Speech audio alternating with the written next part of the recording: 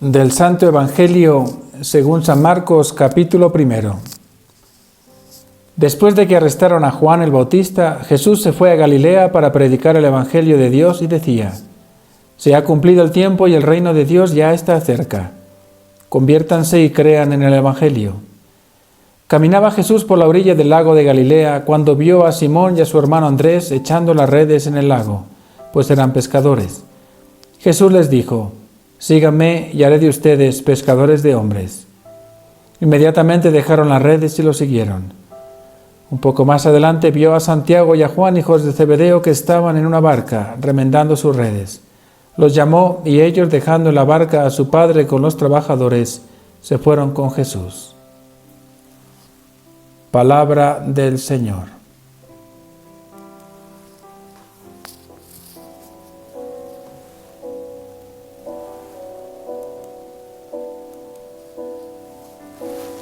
El inicio de tu predicación en Galilea fue algo impactante y directo.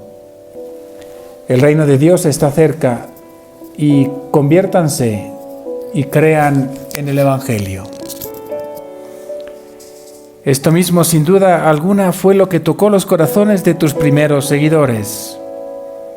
Tu personalidad que hacía presente el reino. Ese reino tan esperado por tantas generaciones de judíos, lo hacías vida, con tus palabras y con tu testimonio. Por eso, cuando caminando por la orilla del lago de Galilea viste a Simón y a Andrés y les invitaste a seguirte, su respuesta fue inmediata. Dejaron todo para pasar de ser pescadores de peces a ser pescadores de hombres. A mí este pasaje me llama la atención por la fuerza de su respuesta. Da la impresión de que no te conocían personalmente, quizás de oídas, pero tu invitación les hizo dejar todo. Y me impresiona Jesús porque yo te conozco, te he visto, te he tocado, te he escuchado, he estudiado tu doctrina, he leído tu Evangelio, y aún así mi respuesta no es inmediata como la de Simón y Andrés. ¿Por qué será? ¿No será que mis oídos son sordos a tu llamado, que mi fe es débil y no sé descubrir tu presencia a la orilla de mi vida? O a lo mejor estoy demasiado apegado a mis redes personales, a mis posesiones, a mi estilo de vida y no quiero dejarlo todo por seguirte. Dime, Jesús, ¿por qué me cuesta tanto escucharte y seguirte? También Santiago y Juan tuvieron la misma experiencia. Mientras remendaban sus redes, recibieron tu llamado y dejando en su barca a su padre con los trabajadores, se fueron contigo. Así de fácil, así de simple, dejaron trabajo, seguridad y familia. Quiero sentir también el atractivo de tu presencia para desprenderme de todo y seguirte inmediatamente. Tenme paciencia, Jesús. Regresa a mi barca. Llámame de nuevo para que puedas seguir tus huellas y ser pescador de hombres, sembrador de esperanzas y testigo de tu amor para el mundo. Como propósito te invito en oración a pedirle a Jesús que sienta su presencia y llamado a seguirlo cada día más de cerca. Vamos a ofrecer esta oración y a pedir mucho por el don de las vocaciones sacerdotales y religiosas y a la vida consagrada. Que Jesús siga llamando, porque así lo hace, pero sobre todo que los hombres y las mujeres sigan escuchando este llamado para poderlo testimoniar y entregar al mundo. Que María nos alcance la gracia de buenas y santas vocaciones sacerdotales y religiosas. Y que la bendición de Dios Todopoderoso, Padre, Hijo y Espíritu Santo descienda sobre todos ustedes.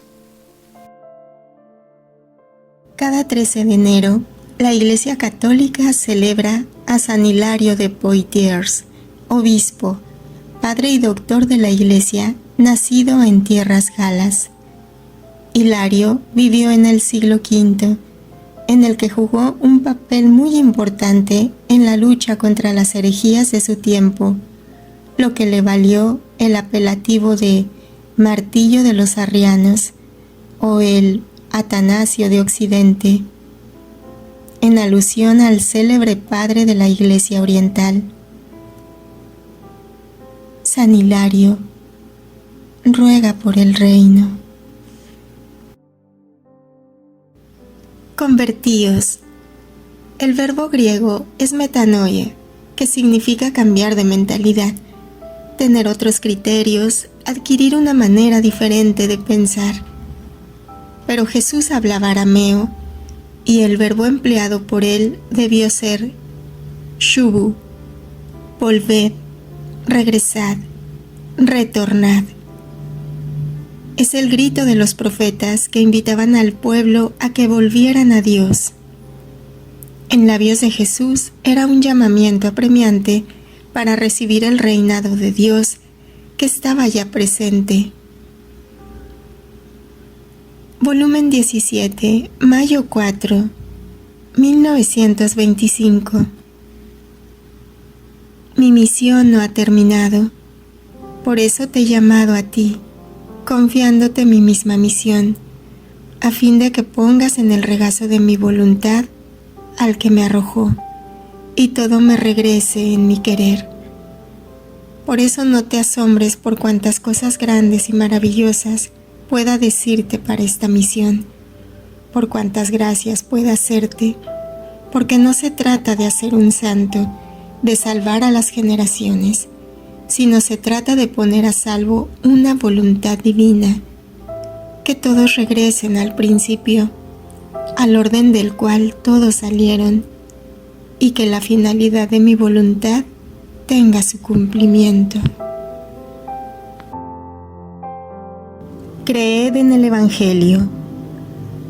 Creer no es una simple aceptación intelectual de un mensaje o de una doctrina, sino un impulso de confianza y de abandono, por el cual el hombre renuncia a apoyarse en sus pensamientos y fuerzas, para abandonarse a la palabra y al poder de aquel en quien cree. Volumen 16, febrero 10, 1924. Todo era necesario para hacer conocer cómo se vive en mi querer. No diciéndolo todo, tú harías faltar una cualidad del modo cómo vivir en él, y por lo tanto no podrían tener el pleno efecto del vivir en mi voluntad, como por ejemplo, sobre el abandono del vivir en mi querer. Si el alma no viviese toda abandonada en mi voluntad, sería como una persona que viviese en un suntuoso palacio, y ahora se asoma por una ventana, ahora por un balcón, ahora baja al portón. Así que la pobrecita, poco o a la ligera, pasa por sus estancias, no toma interés ni del régimen, ni del trabajo que se necesita, ni de los bienes que hay, ni de lo que puede tomar, ni de lo que puede dar. ¿Quién sabe cuántos bienes hay? Y ella no toma interés. Por eso no ama como debería amar, ni tiene la estima que merece aquel palacio.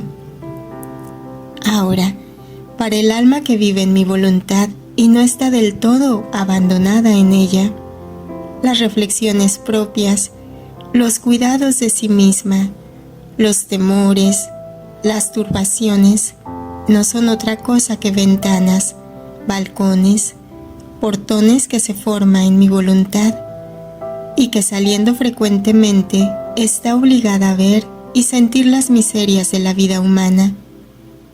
Y como las miserias son propiedad suya y las riquezas de mi voluntad son mías, se apega más a las miserias que a las riquezas. Entonces, no tomará amor ni gustará qué significa vivir en mi querer. Y habiéndose formado el portón, un día o el otro se irá para vivir en el miserable tugurio de su voluntad. Mira entonces cómo es necesario el pleno abandono en mí para vivir en mi voluntad. Ella no tiene necesidad de las miserias de la voluntad humana. Quiere que viva junto con ella, bella como la hizo salir de su seno, sin el miserable ajuar que se ha formado en el exilio de la vida, y de otra manera habría disparidad. Quedaría dolor a la mía e infelicidad a la voluntad humana. Mira cómo es necesario hacer entender que se necesita el pleno abandono para vivir en mi voluntad. ¿Y tú dices que no era necesario escribir sobre esto? Te compadezco, porque tú no ves lo que veo yo. Por eso lo tomas a la ligera. En cambio, en mi omnividencia, veo que estos escritos serán para mi iglesia como un nuevo sol que surgirá en medio de ella, y los hombres, atraídos por su luz deslumbrante, se aplicarán para transformarse en esta luz y salir espiritualizados y divinizados, por lo cual, renovándose la iglesia, transformarán la faz de la tierra. Inmediatamente después del grito inaugural de Jesús, el evangelista coloca el llamamiento de los primeros 4 discípulos. Ordinariamente, los oyentes judíos, al escuchar a un rabí, se adherían a él y se convertían en sus discípulos. En el caso de Jesús, es él quien libre y personalmente llama. Jesús no es un maestro solitario. Desde el primer momento de su ministerio, buscaba compañeros que serán después sus colaboradores y herederos de su misión. Volumen 29, junio 5, 1931. Oh, si en los apóstoles hubiese reinado plenamente mi voluntad, con certeza no habrían huido en una hora en la que yo sentía la necesidad de su presencia, de su fidelidad en tantas penas mías. En medio a los enemigos que querían devorarme, yo quería a mis fieles cercanos, porque no hay consuelo mayor que tener un amigo cerca en tiempos de amarguras. Yo habría visto en mis queridos apóstoles cercanos a mí los frutos de mis penas, y oh, cuántos dulces recuerdos se habrían suscitado en mi corazón, que me habrían servido de bálsamo a mis intensas amarguras. Mi divina voluntad les habría impedido con su luz el paso para huir de mí, y entonces se habrían estrechado más a mi alrededor. Pero como vivían en la oscura cárcel de la voluntad humana, su mente se oscureció, el corazón se enfrió, el miedo los invadió. En un momento olvidaron todo el bien que habían recibido de mí, y no solo huyeron de mí, sino que se dispersaron entre ellos. Todo esto son efectos del querer humano que no sabe mantener la unión y solo sabe dispersar en un día el bien que se ha hecho en tantos años, con tantos sacrificios. Por eso tu único temor sea el de no hacer mi voluntad. Volumen 35, enero 16, 1938. Hija de mi querer, tú debes saber que solamente tu Jesús conoce todos los secretos de mi fiat, porque siendo yo el verbo del Padre, me glorío de hacerme narrador de lo que ha hecho por la criatura. Ahora, por esto te digo que su amor es exuberante. En cada cosa que hacía, te llamaba, tanto en las obras de la creación como en las obras de mi redención. Y si tú escuchabas su llamada y decías, «Estoy aquí, ¿qué quieres?», Él te hacía don de sus obras. Si tú no respondías, Él quedaba en actitud de llamarte siempre, hasta en tanto no lo hubieses escuchado. Si creaba el cielo, te llamaba en aquella extensión azul al decirte: hija mía, ven a ver cómo es bello el cielo que he creado para ti. Lo he creado para hacerte don de él. Ven a recibir este gran don. Si tú no me escuchas, yo no puedo dártelo, y me haces quedar con el don suspendido en mis manos y en actitud de llamarte siempre. No cesaré de llamarte hasta en tanto no te vea poseedora de mi don. El cielo contiene una extensión grandísima, tanto que la tierra se puede llamar un pequeño agujero comparada a él. Por eso, todos tienen en él su puesto y un cielo para cada uno. Y yo los llamo a todos por su nombre para hacerles el don. Pero ¿cuál no es su dolor? Llamar y volver a llamar y no ser escuchado. Y miran el cielo como si no fuera un don que les ha dado. Mi querer ama tanto que conforme creaba el sol, así te llamaba con sus voces de luz e iba en busca de ti y de todos para hacerte de ellos un don. Así que tu nombre está escrito en el sol con caracteres de luz, ni yo lo puedo olvidar, y conforme su luz desciende de su esfera y llega hasta ti, así te va llamando siempre. Así que no se contenta con llamarte desde la altura de su esfera, sino que amándote siempre más, quiere descender hasta lo bajo, y por caminos de luz y de calor te dice: recibe mi don, este sol lo he creado para ti.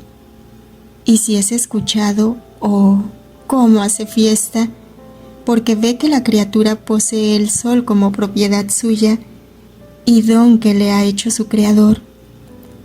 Donde quiera y por todas partes te llama en el viento, ahora con ímpetu, ahora con gemidos, ahora como si quisiera llorar para moverte a escucharlo, a fin de que recibas el don de este elemento. Te llama en el mar por caminos de murmullo, para decirte: este mar es tuyo, tómalo como don que yo te hago. Hasta en el aire que respiras, en el pajarito que canta, te llama para decirte: de todo te hago don. Ahora, si a la llamada el alma responde, el don es confirmado. Si no responde, los dones quedan como suspendidos entre el cielo y la tierra. Porque si mi voluntad llama, es porque quiere ser llamada para mantener el comercio entre ella y las criaturas, para hacerse conocer y para hacer surgir el amor incesante entre ella y quien vive de su fiat, porque solo a quien vive en su querer divino le es más fácil escuchar sus tantas llamadas, porque mientras la llama en sus obras, se hace oír en el fondo de su alma, oyendo así su llamada en ambas partes. Y después, ¿qué decirte de cuántas veces te llamé y llamo en todos los actos de mi humanidad? Me concebí y te llamé para hacerte el don de mi concepción. Nací y te llamé más fuerte y llegué a llorar, a gemir y llorar para moverte a compasión, para que pronto me respondieras para hacerte el don de mi nacimiento, de mis lágrimas, gemidos y vagidos. Si mi mamá celestial me fajaba, te llamaba para fajarte junto conmigo. En suma, te llamaba en cada palabra que hacía, en cada paso que daba, en cada pena que sufría, en cada gota de mi sangre. Hasta en el último respiro que di sobre la cruz te llamé, para hacerte don de todo, y para ponerte al seguro, te puse junto conmigo en las manos de mi Padre Celestial, donde no te he llamado para hacerte don de lo que yo hacía para desahogar mi amor, para hacerte sentir cuánto te amaba y para hacer descender en tu corazón la dulzura de mi voz raptora, que embeleza, crea y conquista, y también para oír tu voz, que me dijera: aquí estoy contigo, dime Jesús, ¿qué quieres? Esto como correspondencia de mi amor y como protesta de que aceptas mis dones, y así poder decir: he sido escuchado, mi hija me ha reconocido y me ama. Es verdad que estos son excesos de nuestro amor, pero amar y no ser reconocido ni amado no se puede soportar por largo tiempo, ni se puede seguir viviendo así. Por eso continuamos nuestras locuras de amor, nuestras estratagemas para dar curso a nuestra vida de amor.